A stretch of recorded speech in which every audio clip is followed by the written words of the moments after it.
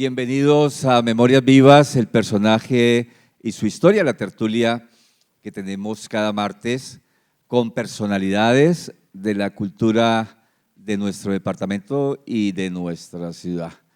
Este es un proyecto de la Casa del Libro Total, de SIC Editorial, y que busca recoger de manera directa las memorias de quienes han construido los diferentes escenarios de la cultura de nuestra región, en todos los campos, en todos los campos. Hoy me complace volverme a encontrar, porque hace rato no lo veía. Se perdieron nuestros caminos yo creo que hace como 20 años que no nos encontrábamos. Lo vi en el Facebook, lo contacté y le dije: Gerardo Arenas, usted tiene que estar allí en la Casa del Libro Total para que cuente su historia, porque Gerardo es uno de los fotógrafos más destacados de nuestra región. Ya hemos tenido colegas suyos aquí, estuvo Mauricio Laya, estuvo Freddy Barbosa, ahora lo tenemos, estuvo Saúl Mesa. Sí. Saúl Mesa, vino a verlo. Sí, por ahí está Saúl Mesa. Ya lo estoy viendo. A mí me encantó muchísimo la historia de Saúl. Sí. Premio Nacional de Fotografía, ¿no? Sí, sí. Y su vida fue muy interesante y también inspiradora. Gerardo, bienvenido a Memorias Vivas, el personaje y su historia. Muchas gracias, Pacho, y gracias a todos los asistentes. Nos complace tenerlo acá. La idea de la tertulia es un poco conocer la vida del personaje. La mayoría de los personajes de la cultura en Santander, lamentablemente, no todos, pero la gran mayoría, digamos, tienen poco registro en documentos. Yo creo que los medios de comunicación de alguna manera o los documentalistas de la cultura estaban ocupados en otros temas, no se ocuparon de nosotros, así que nos vamos a ir buscando en la red y nos encontramos muy poquito, pero tenemos historias pero muy interesantes y muy importantes para el desarrollo del territorio. Así que hoy tenemos el placer de tenerte a ti para conocer tu historia. Gracias. En cuanto a ese punto, pues realmente yo he hecho exposiciones, pero por allá en los años 80, con un grupo de gente que estaba metido en arte contemporánea, y teníamos curador y estábamos metidos con la Gabriel Turbay, con la Luis Felipe de la Croa, y eso se fue perdiendo un poco, y porque en primer lugar la ausencia económica pues contrastaba con la falta de credibilidad en la gente, ¿no? Muchas veces.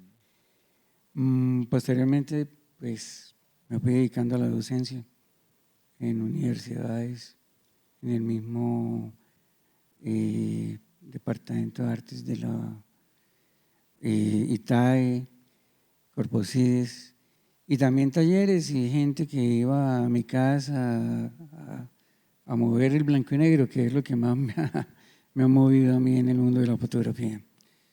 Son muchos años, ¿no? Desde luego, y muchos años investigando y tratando de pasar de un lado al otro a ver qué sucede. ¿Cuántos años en fotografía? ¿En fotografía? Fotografía yo creo que más o menos unos 40 años. 40 años. Sí, unos 40 Eres un años. Maestro. En fotografía, digamos que algo seria, ¿no? Sí, sí. Algo seria, porque la primera etapa de la fotografía es de una investigación muy empírica, ¿no? De hecho, todos somos empíricos acá, no hay un fotógrafo que haya estudiado, digamos, cursos realmente intensos y bien formulados sobre fotografía, y menos aún de la fotografía en blanco y negro, que es bastante compleja. Además eres un fotógrafo experimental, ¿no? ¿Te has formado a ti mismo? Sí. En la experimentación, en la búsqueda de tu propio lenguaje, en el conocimiento de la técnica? Sí, la fotografía en sí tiene, digamos que muchos departamentos creativos, ¿no? Está el retrato, está el paisaje, está la fotografía abstracta, está la macrofotografía, está la fotografía social. Habrá gente que se le dedica a alguna área específica, pero uno en la primera etapa digamos que nacimiento dentro de la historia de la fotografía, volea por todos lados y eso es un poco complejo. Después se va depurando, ¿no? Se va depurando, así como también se va depurando la concepción de equipos, ¿no? No es fácil. Los fotógrafos de hoy en día deben tratar de asumir ambos ritmos, ¿no? El ritmo análogo y el ritmo digital.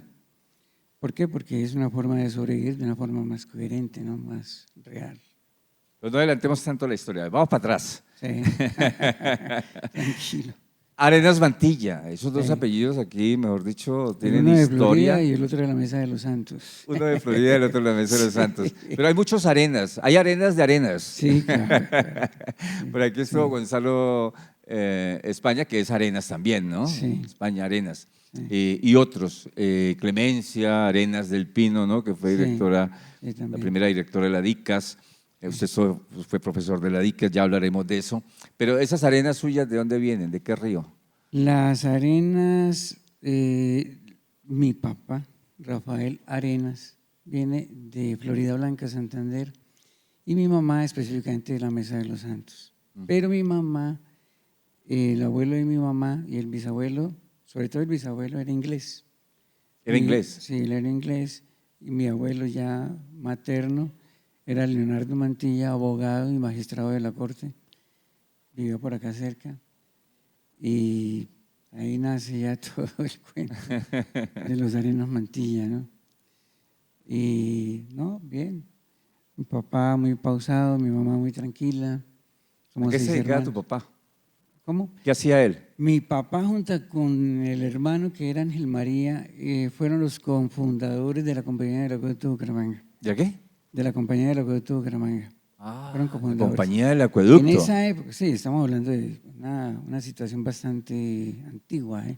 En esa época el agua se cargaba con palos aquí en las espaldas, ¿no? Y empezaron a tratar de fundar una compañía para evitar esa tragedia, ¿sí? El burro, el bobo, el barril, ¿no? Sí.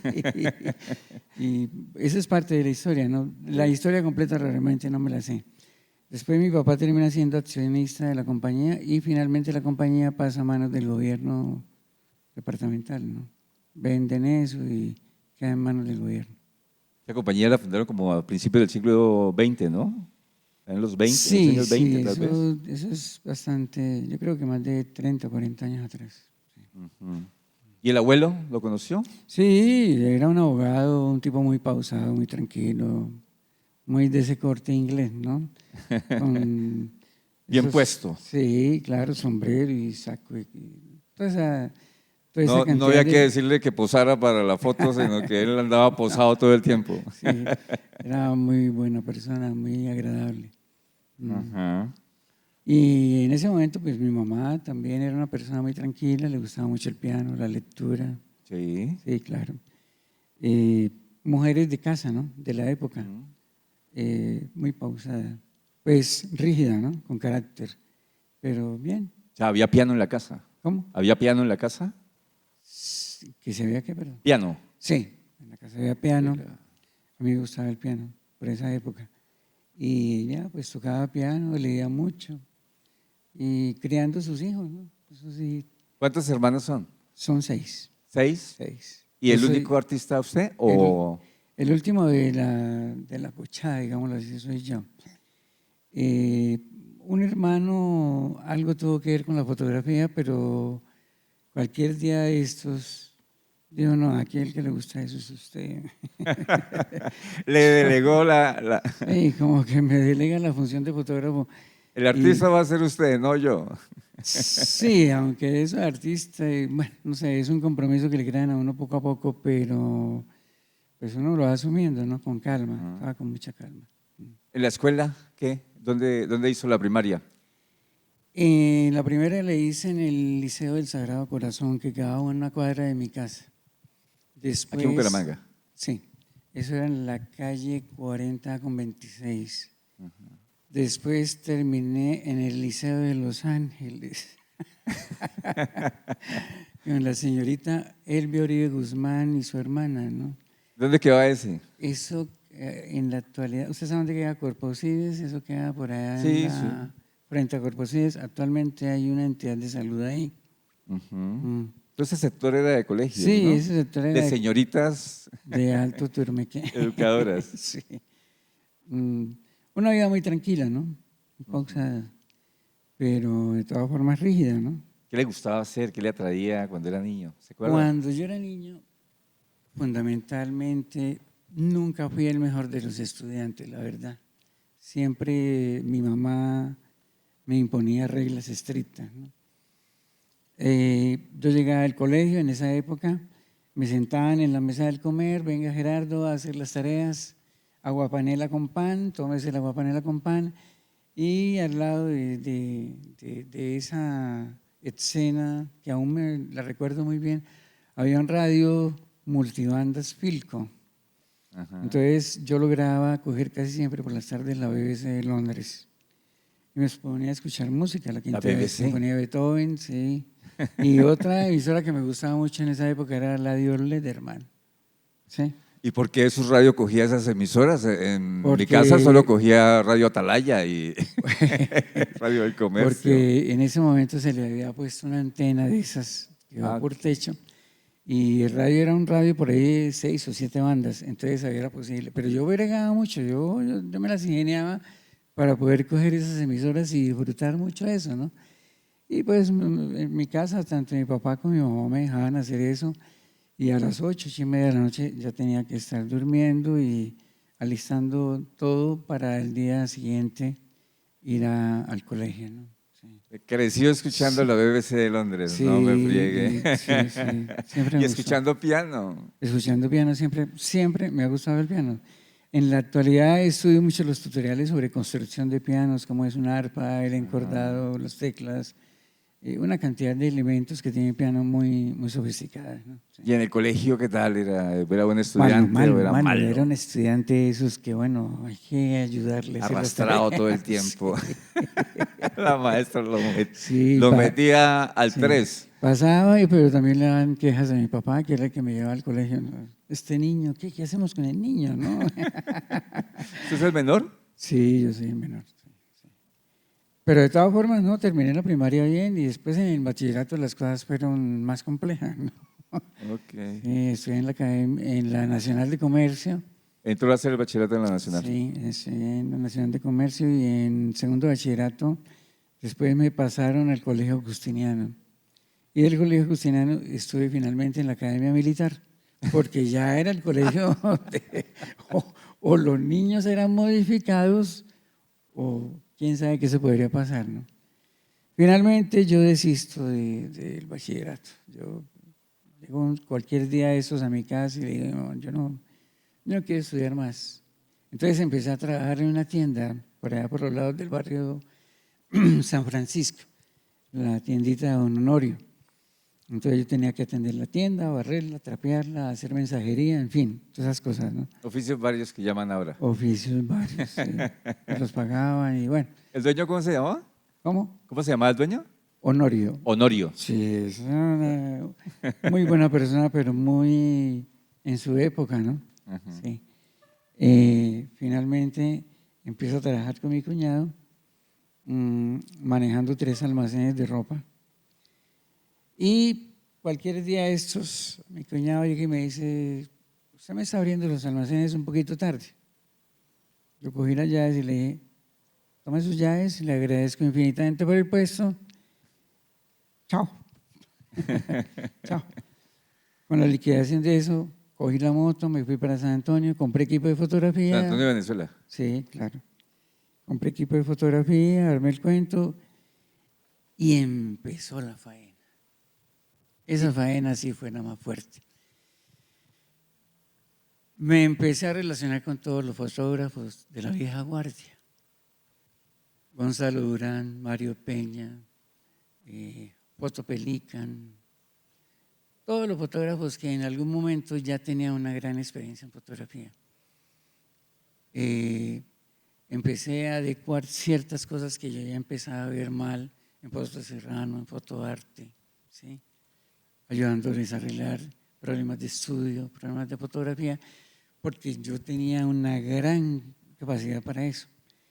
Entonces al mismo tiempo ellos me fueron empezando como a delegar funciones y empecé a hacerles cédulas en blanco y negro. Y en toda esa época, hasta la aparición de la fotografía digital, pues me sostenía, ganaba plata con ellos y la pasaba muy bien. Tinto todas las mañanas, charlas de fotografía, qué es papel fotográfico, qué es película plana, qué es película de 35, cómo opera una cámara de formato medio. Una gran cantidad de información, muy buena, ¿no? Y eso pues me daba pie para hacer mis cosas. Después empecé a analizar un poco el paisaje, tomar fotografía de paisaje. Salía con algunos amigos, madrugábamos mucho. ¿A dónde iba, Gerardo? Específicamente el Cañón del Al Chicamocha, Cañón. a Berlín, a Zapatoca. Lo pasábamos en distintos sitios, ¿no? El Cañón es obligado para todos los fotógrafos, ¿no? Pareciera. Pues Pacho, el cañón es un paso obligado, pero es un complique, un complique. La luz en el cañón es muy dura, la temperatura de color es fregada. Para mí, en el momento actual, conociéndolo como lo conozco, la mejor foto del cañón la tiene Oscar Martínez. Una gran foto, que entre otras la he copiado varias veces. A Oscar. Aquí estuvo Oscar. Sí, sí. Se me olvidó contarle que también ya está Oscar. Sí, Sí. sí. Y al mismo tiempo conocí a Saúl Mesa, a Mauricio Olaya, mucha gente. Pero yo al mismo tiempo estaba en otro paquete de arte, haciendo fotografía abstracta y haciendo fotografía mucho más compleja, ¿no? Sí. Pero ¿en qué momento decides que es por la fotografía? Eso no lo contaste, te saltaste al viaje a San Antonio a comprar la cámara, pero ¿cuál fue la motivación? O sea, ¿en qué momento dices, no, yo quiero hacer fotografía y me voy a San Antonio a comprar la cámara? Bueno, en la casa pasó, digamos, un accidente y es que mi hermano Luis, mayor que yo, empezó a hacer fotografía. Él empezó a hacer. Sí, él empezó, en esa época le compró a Fausto Serrano una cámara, una ampliadora Medota de 35 y en San Antonio se había comprado una mamilla de TL1000 con 3 lentes y algunos accesorios. Y yo era, digamos, que el lavaplatos del hombre. Yo le lavaba las cubetas y le organizaba el laboratorio, pero no me dejaba entrar, no era bastante complicado. Entonces eso como que me creó a mí la sensación de que, bueno, ¿y te cuento qué? ¿No? Sí. Entonces la primera cámara que yo tuve realmente fue un Olympus 335. En esa época con otros amigos lo pasábamos en el antiguo aeropuerto Gómez Niño, tomando por ahí fotos y aprendiendo. Pero seguida de esa cámara me encontré con una Zenith, una EPX11. La compré y empecé a entender el manejo de una cámara, la técnica de una cámara, ¿sí? Posteriormente, ya teniendo conocimiento de eso y teniendo una cantidad de amigos, me pasé a Minolta. Empecé a tener las Minoltas X700 y en alguna ocasión estando en el Parque Centenario, en la caseta de Luis Barrera, que vendía accesorios para fotografía, me preguntó que si yo vendía una de esas cámaras. Entonces le dije, sí, ¿por qué? Me dijo, no, es que hay un señor de Barranca que tiene una Bronica Sensa 6x6. A mí eso me pareció sencillamente espectacular. Sí. Yo inmediatamente le dije, listo, la cámara es mía, tráigamela. Y le entregué parte del equipo que yo tenía. Entonces quedé con 35 y quedé con 6x6. Pero automáticamente dejé el 35. Tan pronto probé lo que era el formato medio, dejé el 35 a un lado. Y ahí sí empecé a crear una línea de experimentación bastante fuerte, que era en su primer momento máquinas y geométricos. Una línea que se llegaron a hacer fotos de 1,50 por 1 metro y fueron con las primeras fotos que yo expuse. Entonces eso me dio pie a seguir con el formato medio. Y para mí eso fue toda una fantasía, ¿no? Entonces tuve que hacer una cantidad de ajustes en el laboratorio, cambio de cubetas, eh, y conseguir exposímetro de mano, trípodes de más calidad. O sea, infraestructurar un equipo que me diera la posibilidad de mejorar la calidad fotográfica. Eso fue fundamentalmente lo que pasó. Sí. ¿Cuál fue el primer trabajo destacable, digamos, que te dio a conocer en el ámbito cultural de la ciudad como fotógrafo? El primer trabajo lo presenté en Tres Culturas. Era una serie de bodegones y siluetas de personas. Eso estaba a cargo de Luis Álvaro.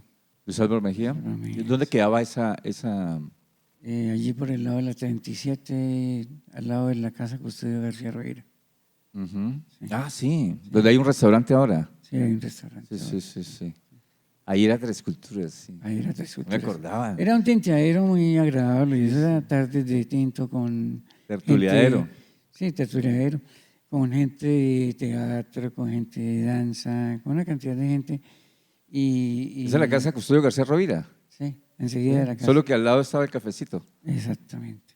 Se hacían Y exposiciones. era muy sí. agradable. Ahí nos reuníamos y charlábamos de arte fotográfico, de pintura, de escultura, de grabado. Era muy importante. Era tremendamente importante estar metido en ese círculo, porque después conseguí conectarme con Libardo Vargas y estábamos haciendo fotografía de teatro. Pero eso es reciente, eso es como del año que… Sí, eso ya es más o menos por los 98 años o algo 90 y así, pico. ¿no? Sí. Sí. Lo Pero entonces, trabajamos. pero antes de ese momento, usted hacía parte del circuito de exposiciones. Sí. eh, Sí, éramos más o menos 8 muy metidos en arte contemporáneo y yo me encargaba de afinar muchas cosas, ¿no? Pongamos, si la gente no tenía capacidad para marquetería, yo me encargaba de la marquetería, me encargaba de una cantidad de cosas, de la fotografía de catálogos, o sea, hacía muchas cosas. ¿Vendía? Sí, yo llegué a vender varias fotos. Incluso en mi casa de la 48, normalmente yo vendía fotos abstractas, muy contemporáneas, muy de línea geométrica. También estaba muy metido con Bernardo Uribe, gente dedicada a construir arte, ¿no? Definitivamente, sí. Haces un proyecto de registro en el sector del cartucho en Bogotá. Sí. Ese proyecto, ¿cómo nace? Bueno, mi hermano mayor tenía una compañía, digámoslo así, se llamaba CI, era de investigación, y la alcaldía de Bogotá le dio como paquete el registro visual del cartucho. El Entonces, cartucho era, para los que no hay gente que no sabe qué es el cartucho, no, ojo que hay mucha gente joven. El cartucho era la olla más cartucho era la podrida. olla, sí. Descríbela tú, que Sí, tú estuviste allá. El cartucho era la olla más grande que tenía Bogotá y lo más tenaz de todo al lado del Palacio de Nariño. Se entraba, pero a veces no se salía, ¿no? Sí, Un sitio era muy supremamente complicado. peligroso. Era muy complicado.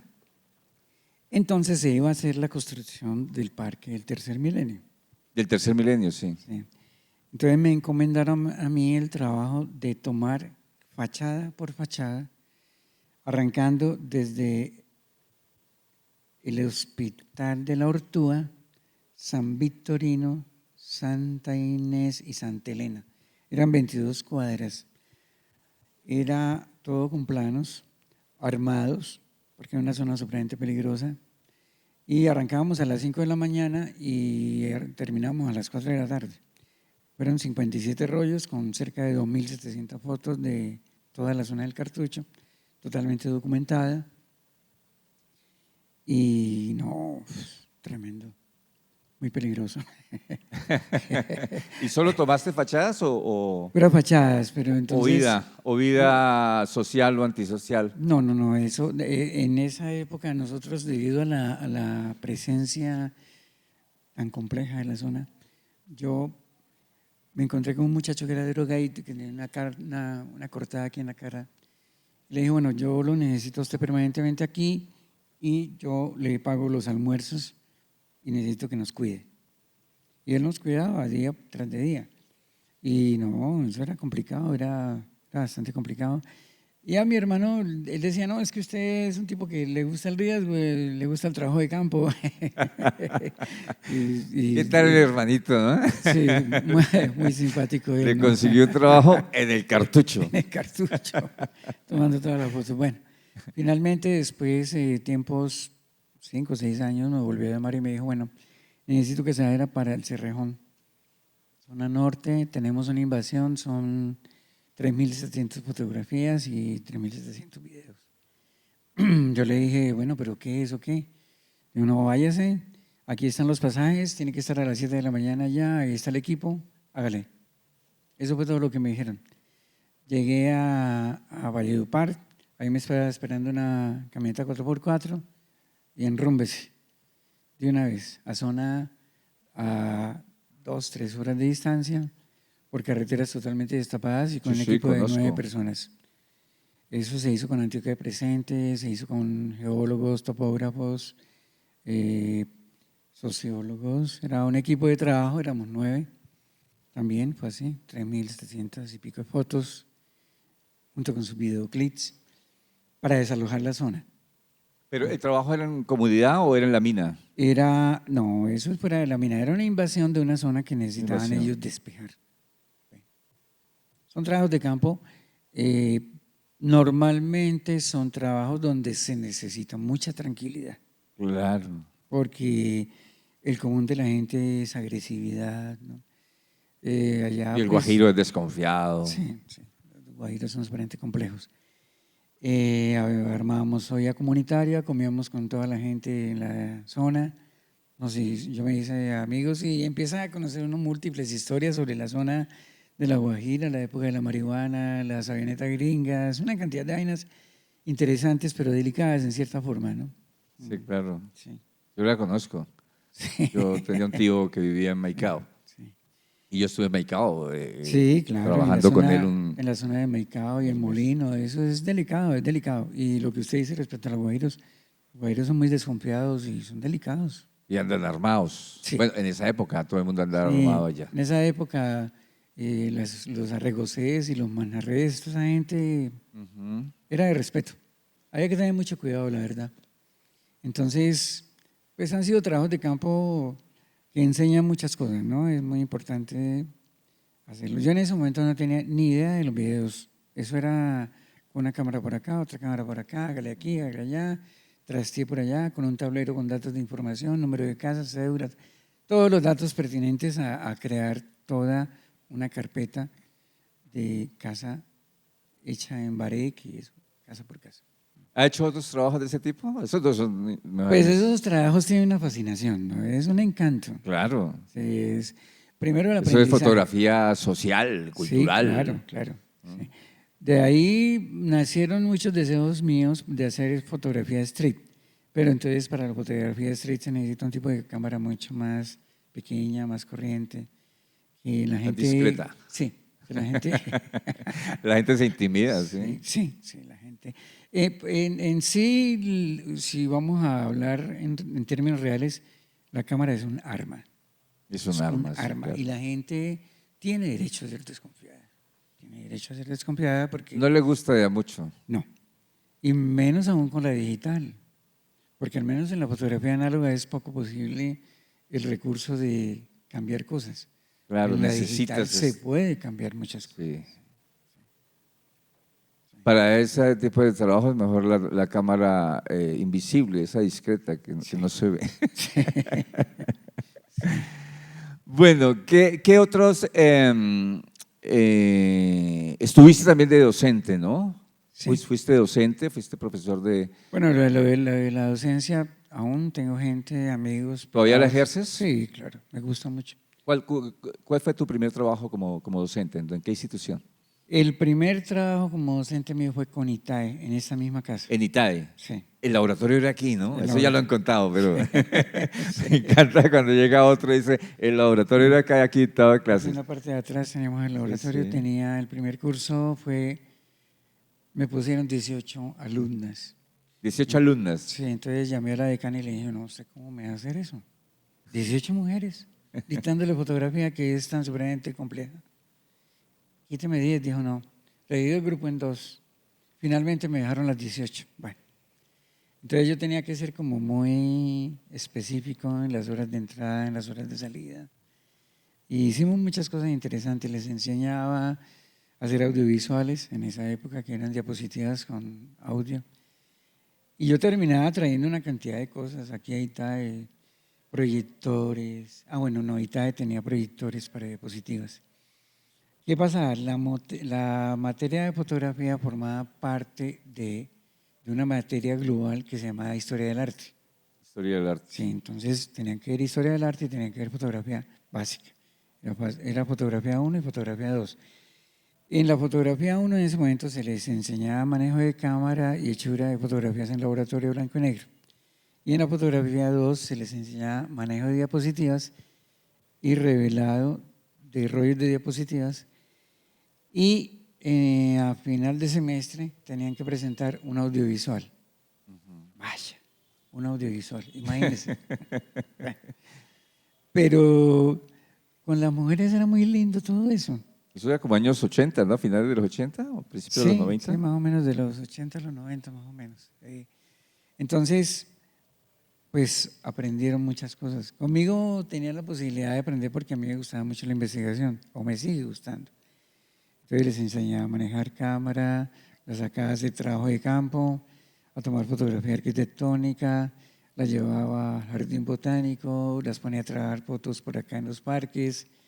O sea, yo no dejaba a nadie quieto, yo tenía los grupos divididos, a pesar de que yo estaba solo, tenía los grupos divididos en 3 o 4 formas, ¿no? Unas revelaban los rollos, otras estaban en el laboratorio haciendo limpieza y otras estaban listas para copiar. Y yo estaba en los 3 frentes de trabajo, dirigiéndoles, enseñándoles, ayudándoles. Entonces tenía una amistad muy agradable con ellas, ¿no? Me copiaban muy bien, digámoslo así. Y a final de semestre yo les exigía que cada una tuviera una foto, ojalá tamaño 20-25, enmarcada. Entonces las hacía comprar marcos de aluminio y aquí en estos mesones hacíamos los parpassús, montábamos las fotos. Y montaban, enmarcaban y todo. Sí. Y ellas eran felices porque estaban ocupadas y estaban aprendiendo y les gustaba estaban viendo mucho. Ahí su trabajo, su obra, Sí. el resultado. Bueno, en la segunda parte entonces ya prácticamente el laboratorio como tal desaparecía y se convertía en un espacio diferente porque era para solamente revelar diapositivas.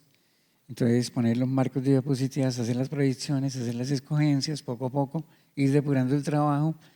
Y hicimos varios audiovisuales, uno sobre arquitectura, el otro sobre Bucaramanga, así, cosas así.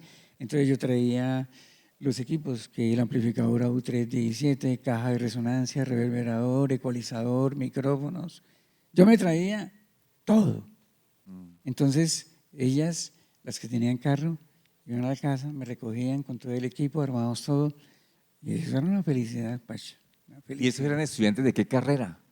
De ¿Como diseño de interiores? diseño, ¿Sí? Ellos tenían diseño de interiores. diseño de moda. Y diseño de moda, no de interiores, de moda. Entonces yo las mantenía ocupadas, la verdad, yo las mantenía muy ocupadas. Claro, era pertinente que supieran fotografía. Y para ellas eso era fascinante, ¿no? Y aprendían y se la gozaban ahí. Y en las horas así de descanso nos reuníamos en la cafetería y charlábamos un rato, tomábamos el pelo, risas iban, risas venían. Era muy agradable, la verdad era muy agradable.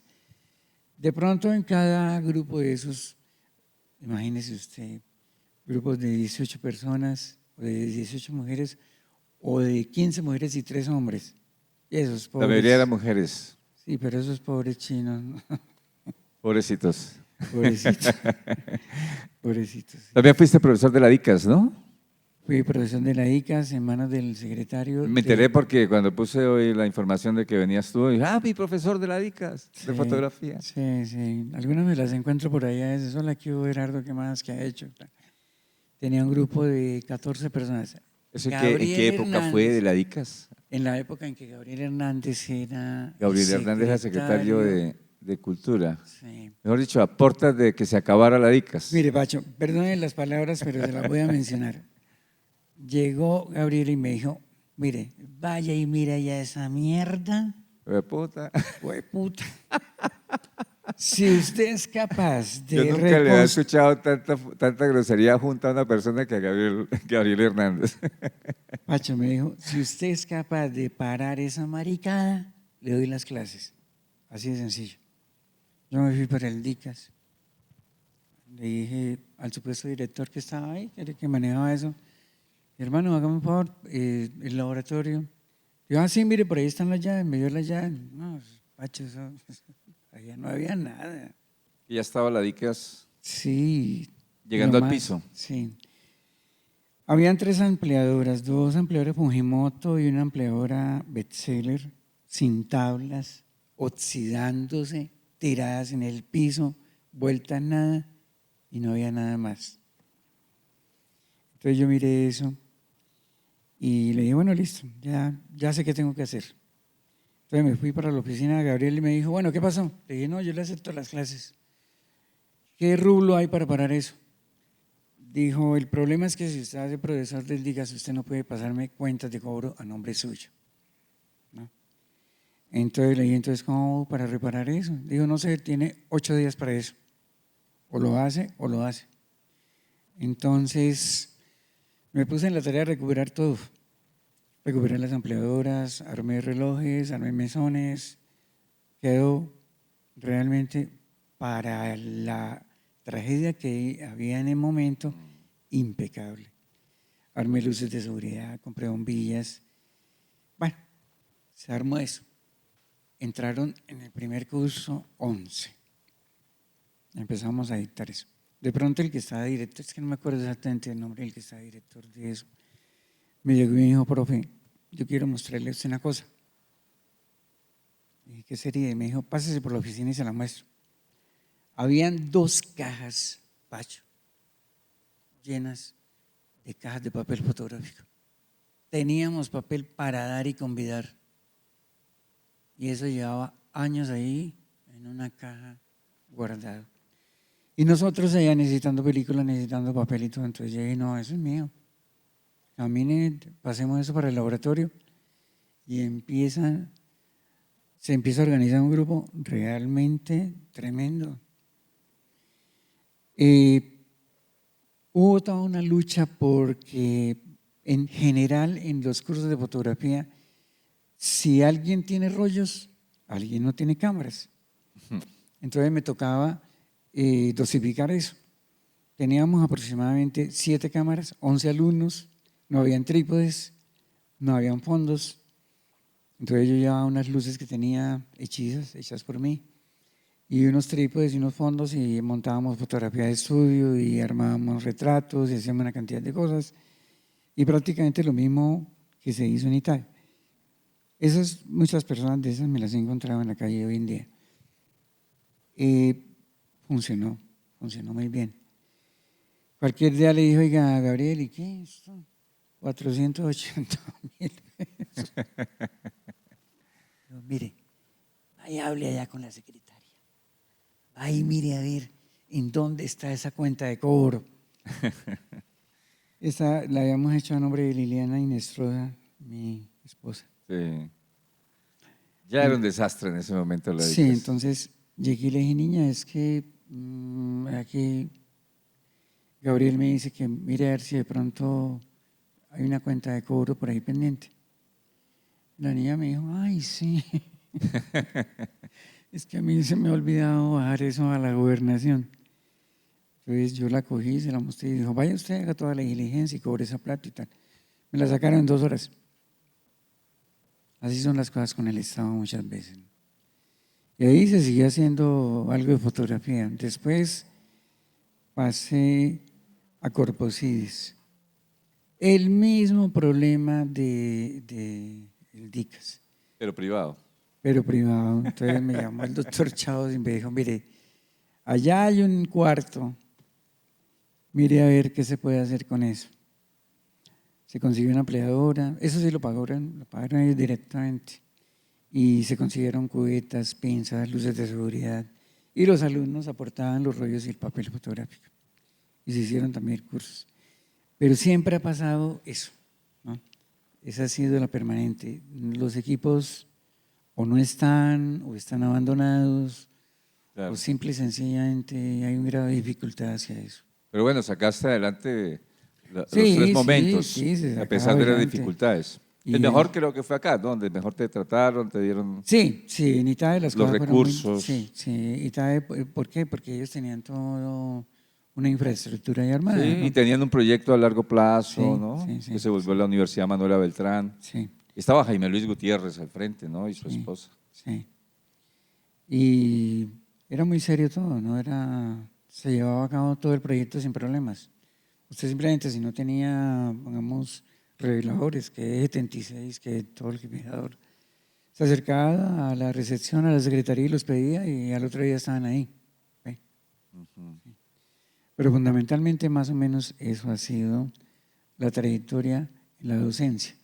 Después empecé a dictar clases ya en el apartamento, yo tengo mi laboratorio propio y allá iban y pues les cobraba un dinero y prácticamente los supervisaba, ¿no? Y los dejaba que ellos se untaran de químico, de pinzas, de papel, que sintieran la emoción de la fotografía analógica. Y para un pelado joven eso es la fascinación, ¿no? Eso les gusta mucho. Sí. Eso ha sido básicamente la trayectoria en fotografía en los últimos años, ¿no? En los últimos años. Sí. De ese momento de la docencia hasta acá, yo te perdí como el rastro por ahí como en el 2020, no, en el 2000 más o menos, como que hace rato, Sí, hace la como 20 fotografía… años se ha perdido el rastro. Mire, Pacho, le voy a hacer un comentario. Bucaramanga era una ciudad que tenía 33 laboratorios de fotografía. En la actualidad quedan 3. Entre el 2000 y 2005 empezaron a desaparecer los laboratorios debido al cambio de fotografía analógica a fotografía digital. Ah, que cambió la Sí, película. cambió la estructura y se acabaron muchos laboratorios. ¿Por qué? Porque la fotografía digital como elemento agradable con respecto a la fotografía analógica o de rollo, tiene pantalla. Entonces las personas pueden visualizar la foto, mientras que la cámara análoga pues tiene su visor y tiene todo su sistema operativo normal, pero es una cámara ciega. Finalmente usted no puede saber definitivamente qué pasó, sobre todo si vamos a un pelado que está aprendiendo. Yo sé qué pasó, porque he investigado y tengo conocimiento sobre eso. Pero un muchacho joven que está aprendiendo, pues le queda la duda. Más sin embargo, existe lo siguiente. A los pelados no les gustan los botones. ¿Los qué? A los pelados no les gustan los botoncitos. Ajá. Les gusta avanzar la película, mover el diafragma, enfocar la foto. O sea, la persona o el pelado que está aprendiendo quiere definitivamente una cámara análoga. Sí. Así de sencillo. Sí, hay un despertar en la Sí, juventud claro. frente a eso. Entonces eso es una consideración que hay que Bueno, tener del en que cuenta. tiene vocación, ¿no? El pelado común y corriente no, él quiere… Pero casi ya. todos tienen vocación. Es que la gente, el común de la gente, yo pienso que el 80% de las personas tienen vocación fotográfica porque la fotografía en última se ha dividido en una fotografía que tiene más de 180 años de curso, que es la fotografía análoga, con una fotografía digital que puede llegar a tener ya los 30 años, y la fotografía de celulares, que también es absolutamente válida hoy en día, que es muy reciente. Entonces, se ha dividido la fotografía prácticamente en 3 paquetes, ¿no? Análogo, digital y de celulares. Y lo irónico de todo es que la fotografía de los celulares ha ido desplazando la fotografía digital. ¿Por qué? Porque usted no tiene que tener tanta cosa para tomar una foto. Simple. Usted con un celular, con un móvil, puede ir y hacer sus capturas y pueden ser igual de válidas a las de una cámara digital e incluso a las de la cámara análoga. Bueno, volviendo al cuento de los laboratorios, desaparecieron los laboratorios porque la gente simplemente no copiaba. ¿Por qué? Por la pantallita. Entonces las fotos terminaron volviéndose fotos de pantalla, fotos para PC o para móviles o para la misma cámara. Entonces, ¿qué pasa? Cuando usted tiene un archivo digital, pues tomó 300 fotos. Qué vaina, ¿no? ¿Será que las va a copiar? Entonces, copiará 2 o 3 o 4.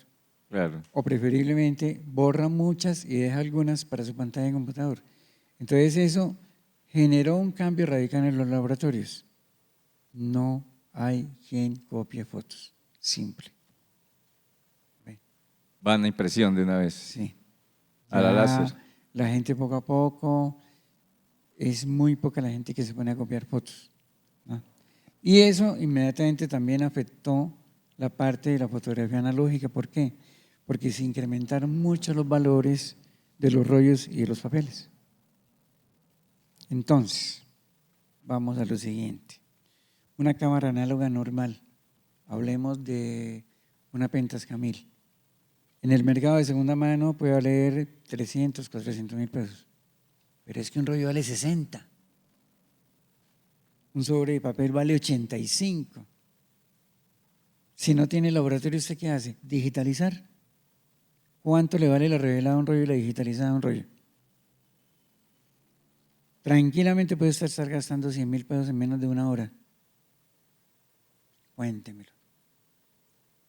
La duración de la foto revelada, la foto impresa, ¿cuál es la diferencia? O sea, ¿es más duradera la foto revelada? La fotografía análoga revelada, los papeles normalmente tienen una duración. Yo tengo fotos que tienen 30 años y están en perfecto estado. Le hablo papeles normales. Si vamos a los papeles tipo FB, Fine Art, que son papeles mucho más sofisticados, tienen una durabilidad de 80 a 100 años. No. El otro dato que le paso, visto y analizado. Para antes de la pandemia se vendían 120 millones de cámaras en el mundo. Pasó la pandemia, estamos hablando del cuento digital. Pasó la pandemia y se cayó la venta de cámaras a 12 millones de cámaras año en el mundo. En la actualidad, datos para el año pasado, 1.500 millones de celulares vendidos en el mundo el año pasado. Cuéntamelo. Ya las cámaras están afuera. Es una situación, yo diría que bastante complicada, ¿no? Pero la fotografía analógica en Europa, en los Estados Unidos, crece y crece y crece y sigue creciendo, y sobre todo la fotografía en blanco y negro. Fábricas como Ilford nunca han parado. Tienen ventas a nivel internacional todo el tiempo, todo el año. Entonces, El arte. el arte. El arte contemporáneo no para ni va a parar. Se mantiene el arte Se de la mantiene fotografía. el arte de la fotografía y definitivamente la gente joven sí quiere fotografía analógica. Que los costos se hayan rebasado, bueno, no sé, lo manejarán de alguna manera, no sé específicamente de qué forma, pero la fotografía analógica sigue su ritmo, no tan normal, ¿no? Pero ahí va. ¿En qué andas ahora? ¿Qué proyecto? De todo. En fotografía no se vuelve recursivo por todos lados porque hay que sobrevivir, hay que hacer de todo. En algunas ocasiones he reparado algunas cámaras digitales, lentes, cosas, ¿no? Me he vuelto todero. Hay que sobrevivir. Recursivo se llama eso. O recursivo, sí, más que todo. Pero la fotografía analógica no la abandono. ¿Sigue Sí. saliendo a campear? Sí, sigo, tengo, en el momento, bueno, otro cuento. De 35, yo particularmente no tomo fotos en 35. Tengo dos cámaras, una Linox 4x5 y una Pentax 645. Son mis únicas cámaras y es una delicia manejarlas. Me encanta manejar eso. Sigo haciendo bodegones, haciendo fotografía abstracta, a menor escala porque los costos de los materiales son más altos, pero sigo ahí metido en eso. Y al mismo tiempo tengo algo digital y sigo haciendo también digital. Entonces, la fotografía análoga, cuando se trata de blanco y negro, lo hago con Pentax 645 o con Linox 4x5. Y cuando se trata de color, lo hago con Nikon. Tengo ahí dos cámaras buenas en digital. ¿Por qué? Porque es más fácil, más práctico, ¿no? Y bajo los costos, a pesar de que las cámaras de todas formas tienen su valor, ¿no? ¿Qué es lo que más te gusta fotografiar? ¿Personas, paisajes, objetos, animales? A mí hay un tipo de fotografía que no la he desarrollado bien, que es el retrato. ¿De qué? El retrato. Me gustaría hacer retrato. Lo que pasa es que me gustaría hacer retrato en 4x5, en análogo, y eso es costoso. Pero lo que me sigue haciendo funcionar, y ustedes lo verán en las páginas como en Face o en 500 píxeles, que también tengo fotos, es la fotografía abstracta. En eso sí sigo muy metido, ¿no? Texturas, formas, colores, en fin. Bien. Gerardo Arenas, démosle un aplauso grande a uno de los maestros de la fotografía en Santander. Y tienen ustedes la palabra, porque esa es la dinámica de la tertulia. El invitado conversa conmigo y luego el público tiene la oportunidad de conversar con nuestro invitado. Con ustedes, Gerardo Arenas, Mantilla.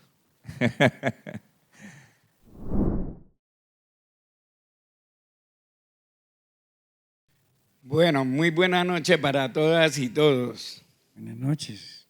Buenas Gerardo, noches. Héctor, gran buenas noches. placer conocerle, aunque había escuchado hablar de usted en anteriores oportunidades. Sí.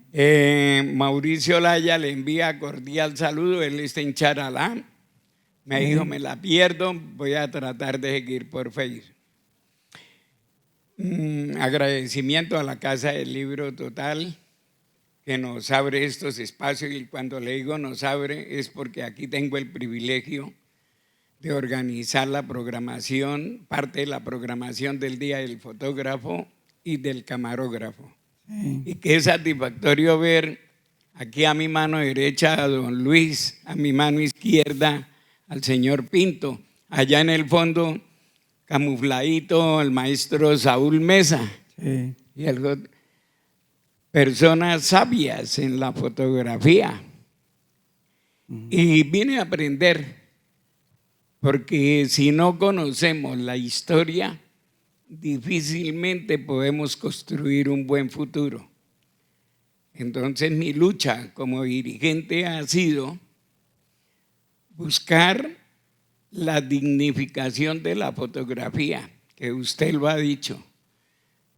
Aquella fotografía, llamemos, del sustento de la persona, ha decaído. La han desplazado los celulares y bueno, una serie de fenómenos que el modernismo nos impone, pero tenemos que… Aquí está el señor Pinto, que él me decía, yo cambié, hago otro tipo de trabajo frente a las dificultades de la fotografía, y eso está bien. Bueno, pasando al tema, usted habló mucho de cámaras, pero no nos ha contado el manejo de las lentes, tipo de lente, cuál le gusta más, cómo ha sido esa evolución, porque bien sabemos que en la fotografía es un factor súper importante para el desarrollo de nuestra actividad. Pacho, muchas gracias. Gracias a Y usted, siga Héctor. como lo que es un Quijote de la cultura. Muchas gracias, Héctor. Bueno, le voy a hacer un comentario. Usted tiene que tener en cuenta el primer factor fundamental en fotografía es el siguiente. La cámara es una herramienta. El fotógrafo está detrás de la cámara. La cámara que escoja el fotógrafo es una situación a voluntad propia. Hay muchos tipos de cámaras. Hay cámaras de formato de 35 milímetros, hay cámaras de formato medio y hay cámaras de gran formato. Vamos al punto análogo. Es que la herramienta no tiene que ser perfecta. Así de sencillo. Usted puede hacer muy buenas fotografías con una cámara Diana que puede tener óptica de pasta. Como también puede hacer una muy mala fotografía con una cámara Hasselblad con óptica Carl Zeiss. Eso depende de la persona que esté detrás de la cámara. Particularmente en los últimos años he llegado a la conclusión de que usted tiene 2 manos, 2 piernas y una cabeza. Entonces, como dijo Hernán Díaz en alguna ocasión siendo fotógrafo de la Presidencia de la República, tenga una cámara, la que más le guste.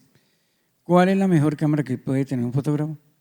La que él tiene, la que él pagó, la que él compró, a la que no le debe nada a nadie. Esa es la mejor cámara. Si usted quiere tener una Hasselblad, téngala. Tiene una óptica Carl Zeiss, es una óptica alemana de muy buena calidad, pero el formato resulta que es 6x6. ¿Sí? Entonces le hago a usted una pregunta, ¿usted ve cuadrado o usted ve rectangular? El siguiente tipo de cámara que usted puede tener, Saúl Mesa la conoce y la tuvo y creo que todavía la tiene, Mami RB67, con su multiformato, 6x45, 6x7 y 6x8, una gran cámara. Que si es mejor o peor que una Hasselblad, pregúnteselo a Saúl Mesa, él lo sabe. En el caso mío, Penta 645 es una gran cámara con óptica de muy buen nivel de contraste. Lente de 75 milímetros 2.8 va full. El cuento de las cámaras, vuelvo y lo repito, es una opción absolutamente del fotógrafo. Si alguien aquí tiene 14 o 15 millones de pesos para tener una Lino bien equipada, me lo tenga. Yo puede que no los tenga, puede que tenga 300 o 400 mil pesos y me limito a una Pentax 1000 y nos miramos en la sala. Así de sencillo. Nos miramos en la sala. ¿Qué puede hacer usted con su cámara? ¿Qué puede hacer yo con la cámara? ¿Qué tan importante puede ser la óptica? Las cámaras normalmente tienen 2 compuestos, el cuerpo de la cámara y el lente de la cámara. Usted puede tener perfectamente una Pentax 1000 con un lente de 50 milímetros 1.12 que le está generando una gran calidad óptica. ¿Qué es lo que hace ese lente? Pues que le mejora la calidad del bouquet. ¿Qué es el bouquet? El desenfoque de fondo. ¿Sí? En cuanto a color, es que hay que hacer el color, hay que mirar a ver cómo va el color. Ese mismo lente de esa cámara análoga le puede servir para una digital y le va a dar gran calidad de imagen. Entonces, esa es una situación que toda la vida se ha estado estudiando y analizando, viene y va, que si la Pentax es buena, que si la Linox es buena, que si Rolleiflex es bueno. Para mí, le voy a dar un dato fundamental. Todos los fotógrafos son buenos en su estilo, en su labor. Y todas las cámaras fotográficas son buenas, caras, muy caras o baratas.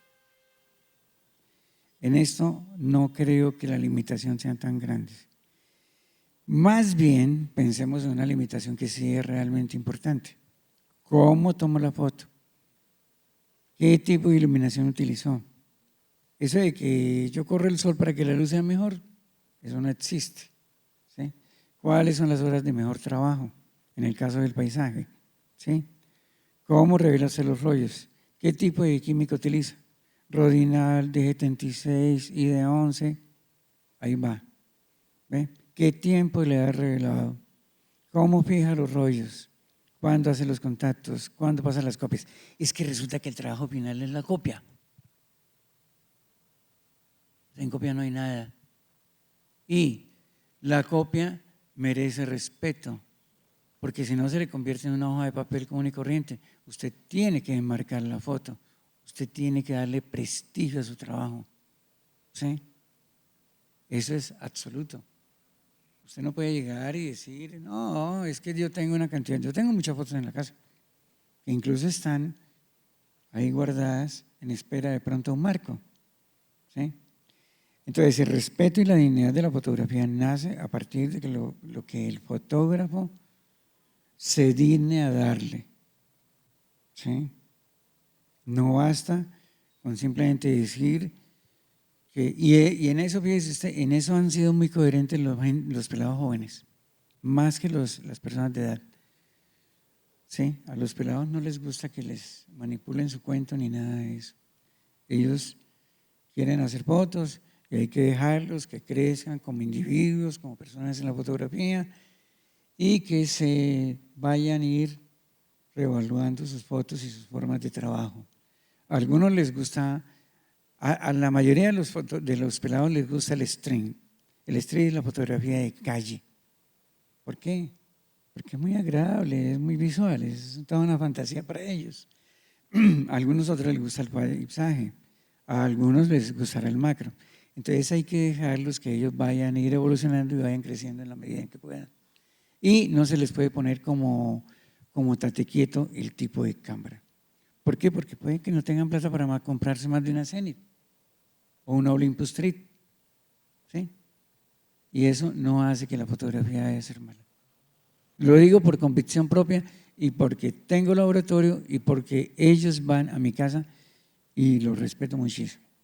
Yo respeto mucho a los jóvenes, creo en los jóvenes y acuérdense de esto, los jóvenes son el futuro de la fotografía, sea digital, sea de celular o sea de fotografía analógica. Sí, al final es un arte, ¿no? Y Sí, es un lenguaje y es sí. una manera de expresarse. Y definitivamente no se puede basar la fotografía en tipos específicos de equipo. Claro. Porque No puede ser una cosa no, eminentemente sí. técnica, sino perdería No, ese espíritu que lo ha acompañado a lo largo de hay que la pensar en lo historia. siguiente, Pacho, si pongamos el pelado no tiene para una cámara de 2 millones de pesos, ¿usted cómo Claro.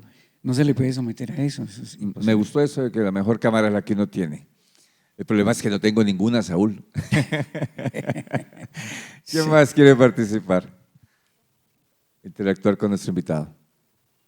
Gerardo, quería consultarle cómo es el día a día de un fotógrafo. En las fotos que están proyectando ahorita, si de casualidad se pueden volver a ver, hay muchos objetos que son macro y me da curiosidad saber cómo llega a encontrar esos objetos y tal vez si eso se relaciona también con la soledad, cómo funciona la soledad desde la fotografía.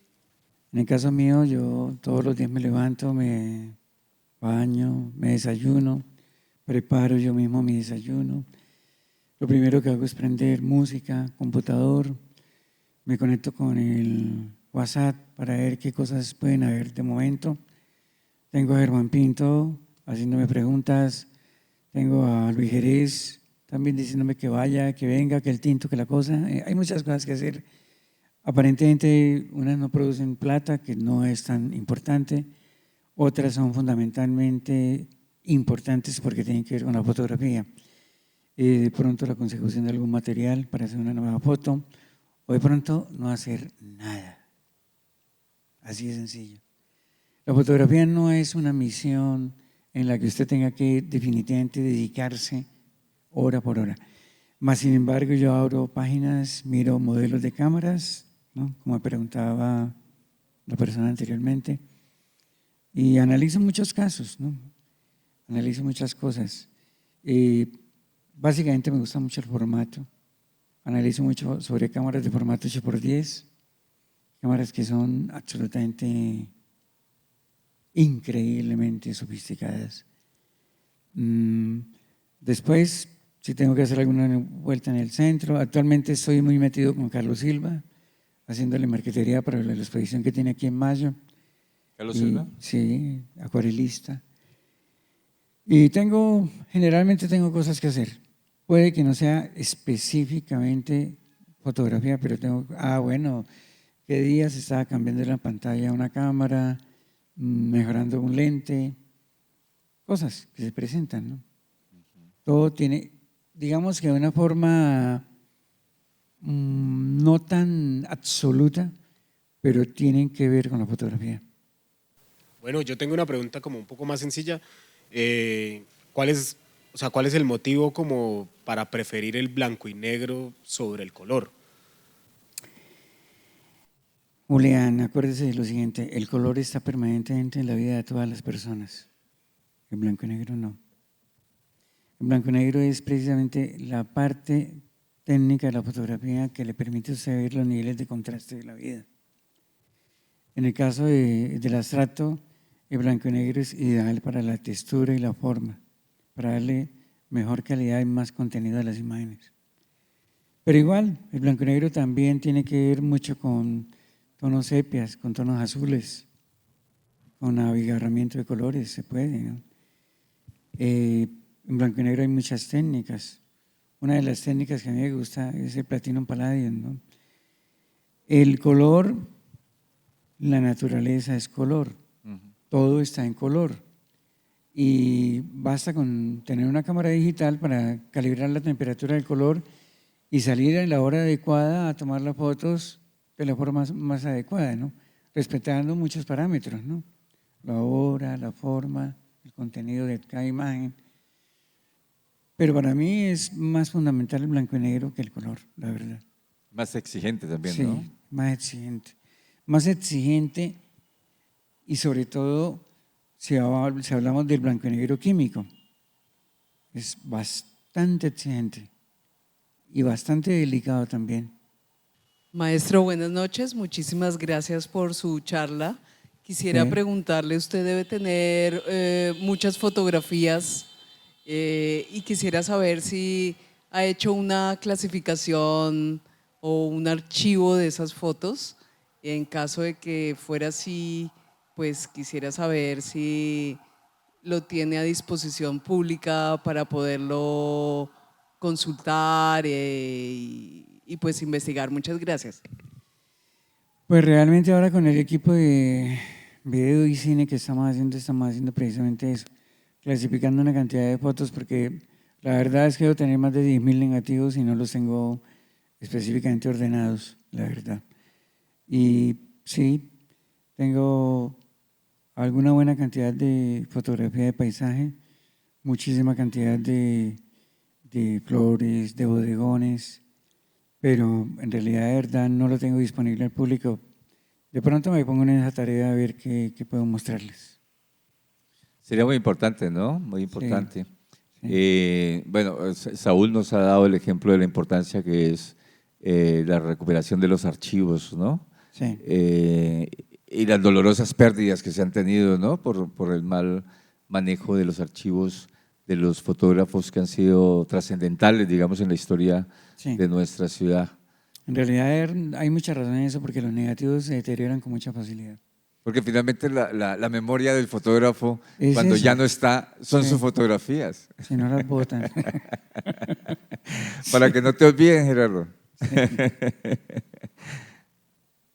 Bien, pues entonces, démosle un aplauso y un agradecimiento a Gerardo Arenas Mantilla por haber compartido su vida, su trabajo, sus experiencias, sus anécdotas. Ok, Pacho. Gracias a todos todos nosotros. ustedes y mil gracias por haberme invitado. Ese conversatorio, esa tertulia queda, y como todas las demás que se han hecho, yo creo que ya, ¿cuánto tiempo llevamos? ¿Cuántas llevamos ya?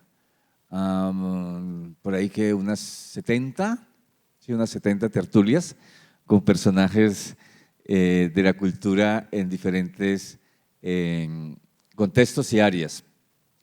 Todas están publicadas en la página de YouTube del Libro Total, allí se pueden ver estos conversatorios y estamos haciendo un pretrabajo de reseñas biográficas que a futuro se va a convertir en un libro de biografías de personalidades de la cultura que construyeron en los últimos 50, 60 años el escenario cultural de nuestra región.